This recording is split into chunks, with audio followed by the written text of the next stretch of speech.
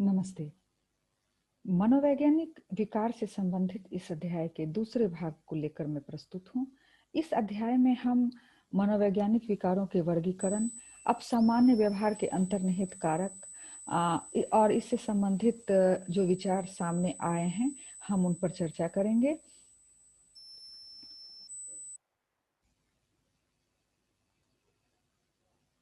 देर ना करते हुए मैं जरा इसे एडजस्ट कर लूं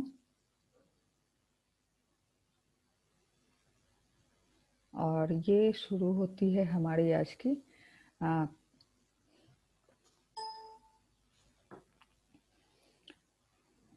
तो सबसे पहले हम देखेंगे कि मनोवैज्ञानिक विकारों को वर्गीकरण किस तरह से किया जाता है।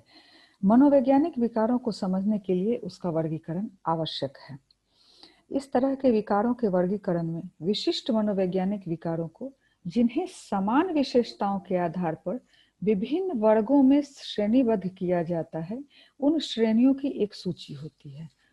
इस प्रकार के वर्गीकरण इसलिए उपयोगी होते हैं क्योंकि इन्हें प्रयुक्त करने वाले जैसे मनोवैज्ञानिक, मनोरोग विज्ञानी और सामाजिक कार्यकर्ता इन विकारों के बारे में एक दूसरे से विचार विमर्श कर सकते हैं और मनोवैज्ञानिक विकारों के कारणों को समझने में तथा उन प्रक्रियाओं जो मनोवैज्ञानिक विकार उत्पन्न करने वाली तथा उन्हें बनाए रखने में सहायक होती है, उसे समझने में मदद कर सकते हैं। इसमें कई नाम आते हैं, लेकिन कुछ जो मुख्य है वह है, एक पहला है एपीए यानी कि अमेरिकन साइकोलॉजिकल एसोसिएशन। यह किस तरह से करता है, इसका एक संस्करण आता है, diagnostic and statistical manual of mental disorder. यह नैदानिक मापदंड प्रस्तुत करता है जो विकारों की उपस्थिति या अनुपस्थिति को सूचित करता है। भारत में बीमारियों के अंतरराष्ट्रीय वर्गीकरण का 10वां संस्करण प्रयुक्त होता है, जिसे ICD-10 के नाम से हम जानते हैं। व्यवहारात्मक एवं मानसिक विकारों का वर्गीकरण कहा जाता है इसे विश्व स्वास्थ्य संगठन ने तैयार किया है। WHO द्वारा ये प्रस्तुत है। ICD-10 कहा जाता है, जिसमें व्यवहारात्मक एवं मानसिक विकारों का वर्गीकरण वर्णित है। असामान्य व्यवहार के अंतर्निहित कारक, इसमें क्या क्या आते हैं। अब सामान्य व्यवहार जैसे जटिल व्यवहार को समझने के लिए कई उपागम प्रस्तुत किए गए हैं, प्रयुक्त भी किए गए हैं। इसी के अनुसार इसकी विवेचना की जाती है, तो हम एक एक करके इन्हें देखेंगे। सबसे पहला है जैविक कारक। दोषपूर्ण जीन, अंतःस्रावी असंतुलन, कुपोषण, चोट एवं अन्य दशाएं मानव शरीर के कार्य एवं सामान्य विकास में बाधा पहुंचा सकती है।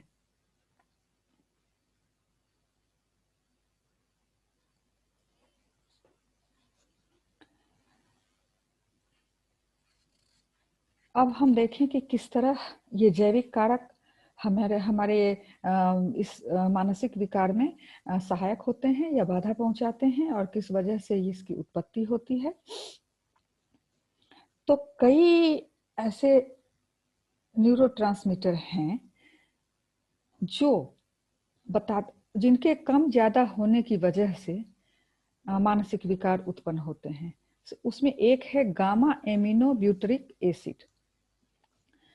इसकी वजह से दुश्चिंता विकार, अगर यह असंतुलित होता है तो दुश्चिंता विकार सामने आते हैं। दूसरा है डोपामाइन। अगर इसकी कमी होती है तो मनोविदलता यानी कि सिजोफ्रेनिया जैसे रोग होते हैं। सेरोटोनिन, इसकी कमी से अवसाद उत्पन्न होता है। ऑक्सीटोसिन, इसे प्रेम का, प्यार का, स्नेह का हार्मोन माना जाता है। तो अगर इसकी कमी होती है तो वह व्यक्ति घृणा, क्रोध जैसे विकारों का शिकार हो जाता है। ग्लूटामेट, इससे तंत्रिका क्षय होता है या कि नर्वस सिस्टम कमजोर होता है और उसकी कोशिकाएं टूटने लगती है। दूसरा है, देखिए हम यहाँ थोड़ा सा देखें इस चीज को कि किस तरह से हमारा तंत्रिका तंत्र जो नर्वस सिस्टम काम करता है, ये देखिए आपने न्यूरॉन का चित्र हमेशा देखा होगा। न्यूरॉन से किस तरह से सूचनाएं, अगर एक यहाँ से कोई सूचना आ रही है तो यह किस तरह से सूचनाएं प्रेषित करता है, और ये न्यूरॉन की जो शाखाएं हैं किस तरह सूचना को ग्रहण करती है, ये संदेश को ले भी जाती है और मस्तिष्क से संदेश को वापस भी लाती है और पूरे शरीर में वो उस संदेश को फैलाती है। यहाँ फिर हम देख सकते हैं कि मस्तिष्क में ये क्या क्या चीजें हैं। इसे हम, जो ये सिनेप्स है, इसे हम कहते हैं कि यह तंत्रिका कोश की संधि है। जो हमारा तंत्रिका कोश है, इसे हम तंत्रिका कोश के रूप में प्रदर्शित कर रहे हैं। तो यह इन दोनों के बीच एक संधि है। इसके बाद यह जो दिख रहा है रिसेप्टर, यानी कि ये संदेश को ग्रहण करता है। फिर यहाँ है वेसिकल्स,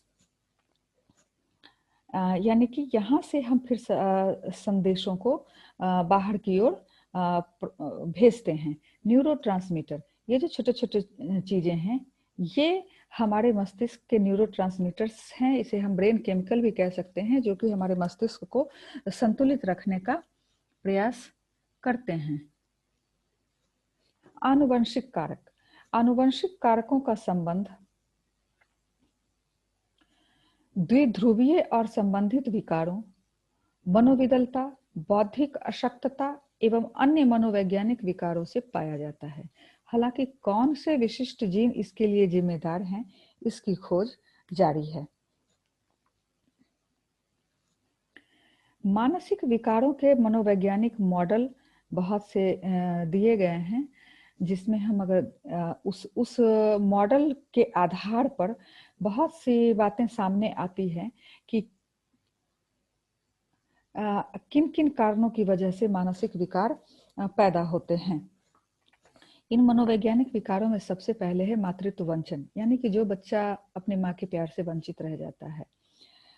दूसरा है अस्वीकृति, कोई बच्चे को अगर दुत्कार रहा है, उसे स्वीकार नहीं कर पा रहा है जिस स्वरूप में है, तो अस्वीकृति।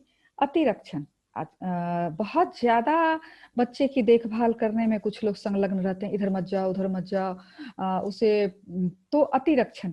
इस वजह से बच्चा क्या होता है ना कि हमेशा वो एक रक्षा कवच खोजता रहेगा, उसमें एक अंदर से भय, आत्मविश्वास की कमी जैसी चीजें उत्पन्न हो जाती है। अति अनुज्ञेय, बच्चों को इतना ज्यादा भयभीत कर देना या अपने आप को इतना सही रूप में प्रस्तुत करना, अभिभावक अक्सर ऐसा काम करते हैं कि बच्चा खुद से सोच नहीं पाता, वह माता पिता जो या अभिभावक जो भी आज्ञा देते हैं उसे आंख मूंद कर मान लेता है। इसे हम कहेंगे कि अति अनुज्ञेय है। दोषपूर्ण अनुशासन, अनुशासन आप लगाइए, लेकिन बच्चे को खेलने के लिए, उसे अपने विचार व्यक्त करने के लिए, कुछ और अंतःक्रिया करने के लिए उन्हें थोड़ा स्वतंत्र छोड़ना चाहिए।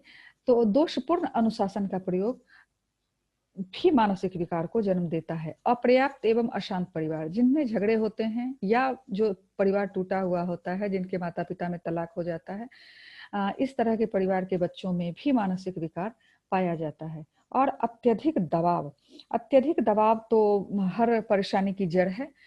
तो बच्चे किस तरह इससे बच सकते हैं। अब फिर हम आते हैं मनोगतिक मॉडल पर।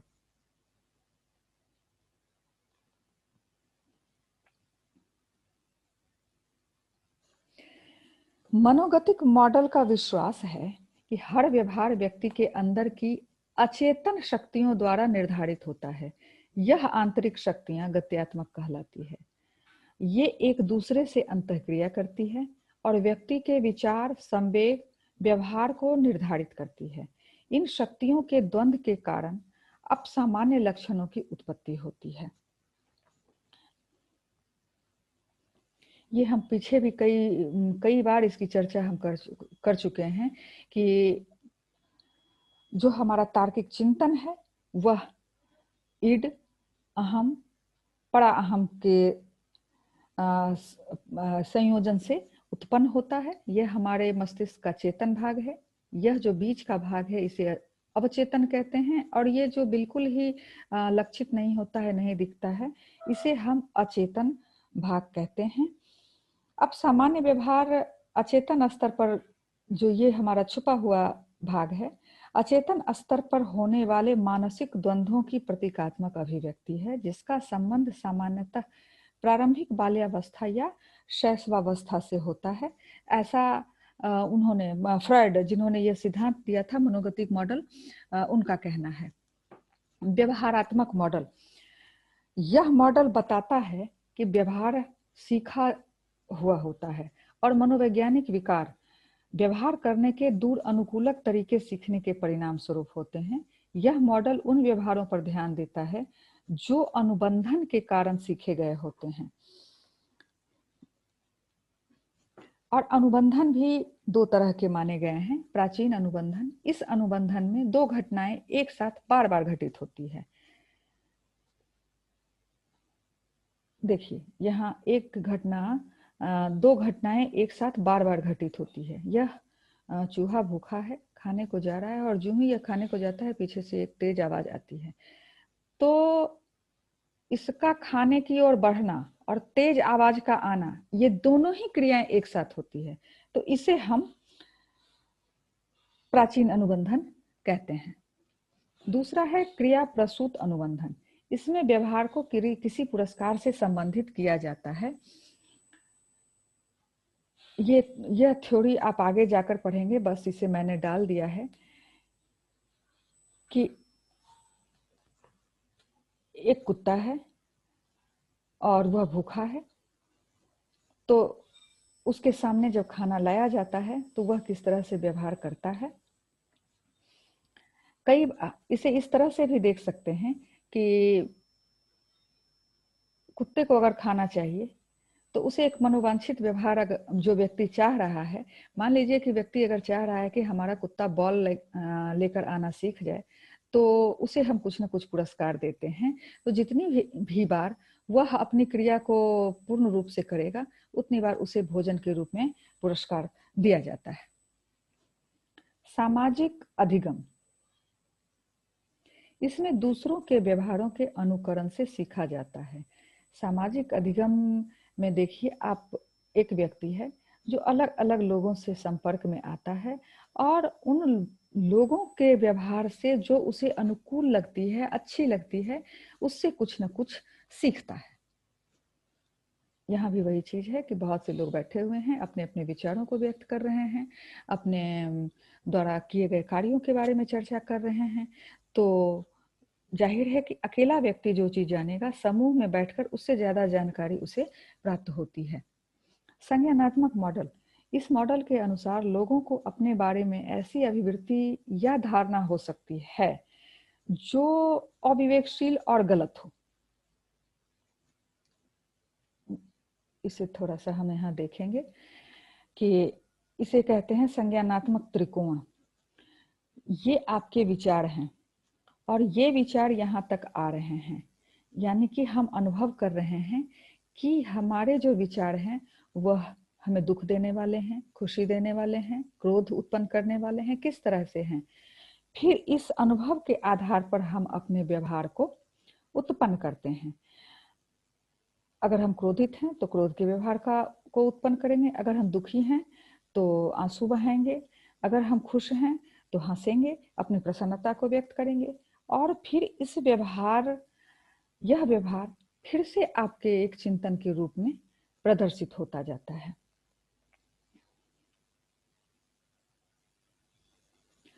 मानवतावादी अस्तित्वपरक मॉडल, मनुष्य जन्म से ही मित्रवत, सहयोगी और रचनात्मक होते हैं। यह स्व को भी विकसित करता है। अस्तित्ववादी का मानना है कि हमें अपने अस्तित्व को सार्थक बनाने की पूरी स्वतंत्रता होती है। जो इस उत्तरदायित्व से मुंह मोड़ते हैं वे खाली, अप्रामाणिक और अक्रियात्मक जीवन जीते हैं। इसमें पहले भी हमने बताया है कि मैस्लो का एक आवश्यकता सिद्धांत है, जिसे हम फिर से एक बार देखना चाहेंगे।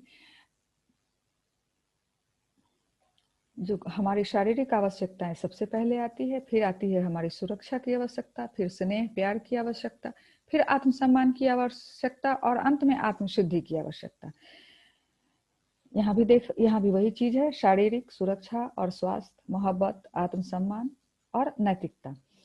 शारीरिक आवश्यकताओं में श्वास लेना, भोजन करना, जल, संभोग, निद्रा, उत्सर्जन इत्यादि क्रियाएं आती हैं। सुरक्षा के अंतर्गत शरीर, रोजगार, संसाधन, परिवार और संपत्ति की सुरक्षा जैसी चीजें आती हैं। मित्रता, परिवार, आत्मीयता और प्रेम जैसी भावनाएं इस तीसरे सोपान पर आती है। आदर, आत्मसम्मान, आत्मविश्वास, उपलब्धियां ये हमारे सम्मान के अंतर्गत आती है। और अंत में आत्मसिद्धि, नैतिकता, सृजनात्मकता, समस्या समाधान, आत्मसिद्धि ये हमारे सबसे अंतिम सोपान पर आती है।